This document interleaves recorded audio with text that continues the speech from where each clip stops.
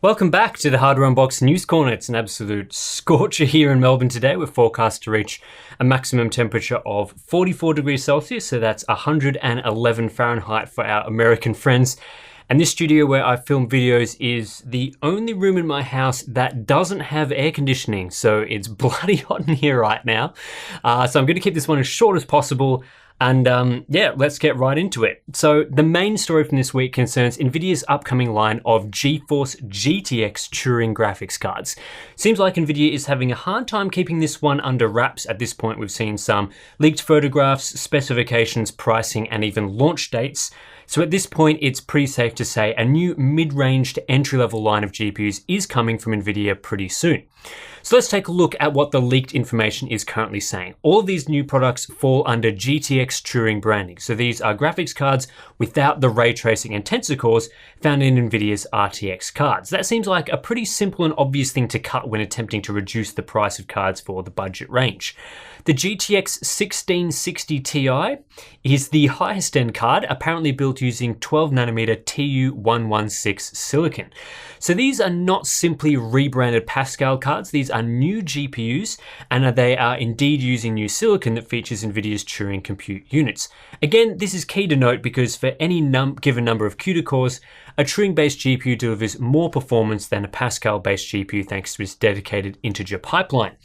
The 1660 Ti allegedly has 1536 CUDA cores, so that's lower than the 1920 CUDA cores in the RTX 2060. This is another move that makes sense. Nvidia wouldn't want to simply make a cheaper version of the RTX 2060 without RTX functionality because gamers would just buy that over the RTX enabled version. Putting price on ray tracing would be a bad move and sales of the 2060 would probably tank overnight. I think a lot of people were hoping Nvidia would release a 2060 without ray tracing at a lower price, but these rumors suggest that won't happen.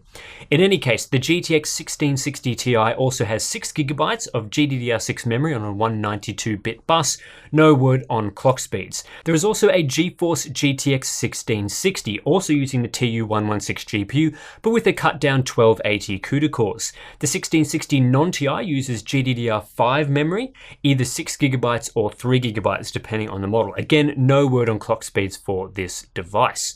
It's hard to say exactly how the GPUs will perform, but judging from the CUDA core count and increased performance of the Turing SM, the 1660 Ti should be a decent amount faster than the GTX 1060 6GB, probably up there around GTX 1070 level. And then the 1660 should also be a bit faster than the 1060 6GB, depending on clock speeds.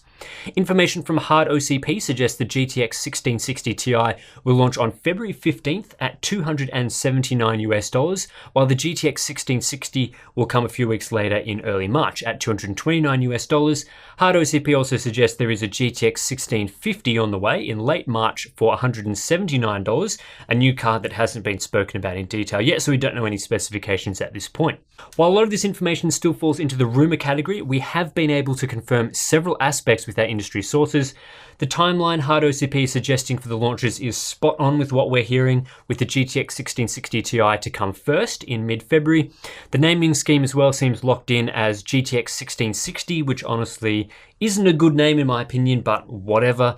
The GTX 1660 Ti should probably be called the GTX 2050 Ti and the GTX 1660 the GTX 2050, but GTX 1660 seems to be locked in at this point. We've also heard that the 1660 Ti isn't simply an RTX 2060 without ray tracing, so while we haven't seen any firm specifications, this does add support for the 1660 Ti using a TU116 GPU with fewer CUDA cores than the 2060, and we've heard it isn't a Pascal refresh, rather it's using new silicon. We haven't heard anything about pricing, but overall it looks like the bulk of these rumors are tending towards being accurate. The second rumor for today is a pretty simple one to go over. Some people discovered alleged Radeon Navi GPUs in a macOS update file. In a file named AMD Radeon 6000 HW Services KX, references to Navi 16, Navi 12, Navi 10, and Navi 9 were spotted. It has been speculated these could refer to different Navi GPUs with different compute unit counts or something else entirely. However, what's actually going on here is that these aren't references to Navi 16 or Navi 12. In the code dump, the numbers are just separators and other parameters used in C++. They are not related to the previous string, so in actual fact, these aren't references to separate Navi GPUs. The file does indeed mention Navi, but not any specific GPUs, unfortunately.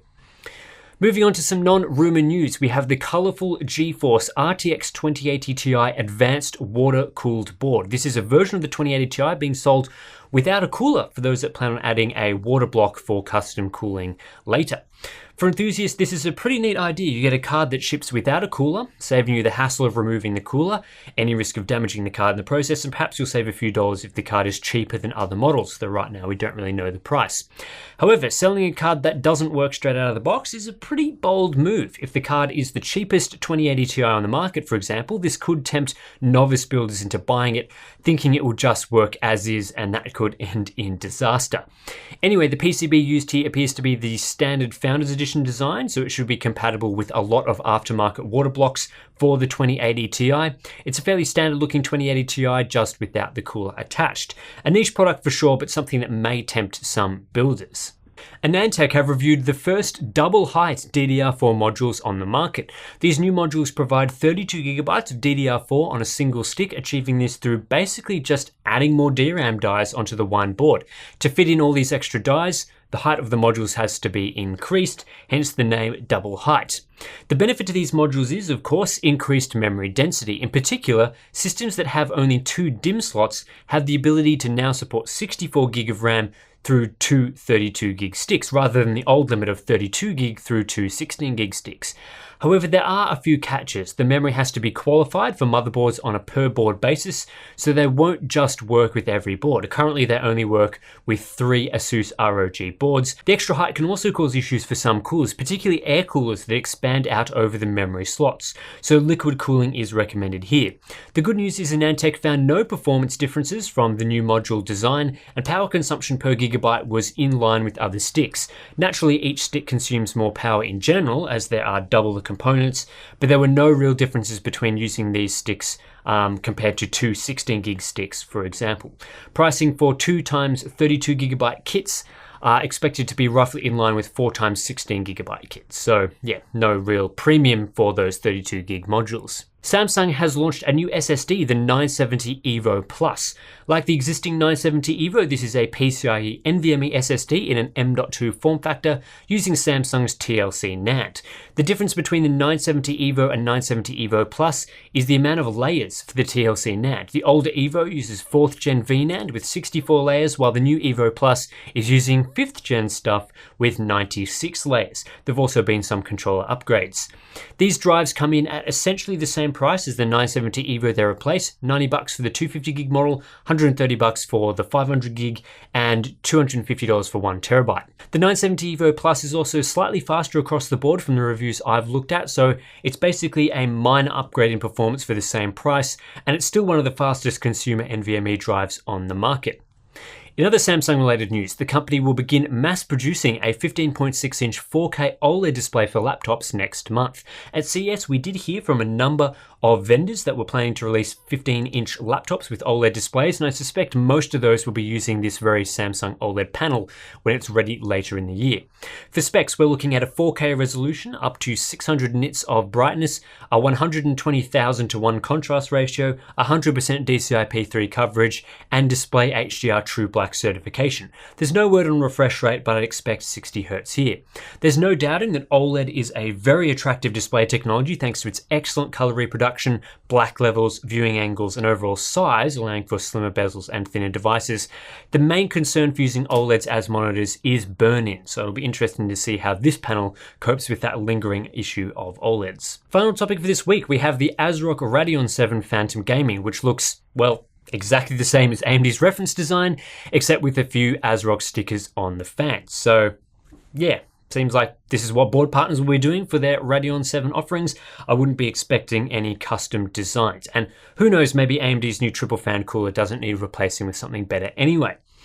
So that's it for this week's News Corner. It's, well, probably close to 1 billion degrees in here, so I'm gonna get out of here, have some water, cool down.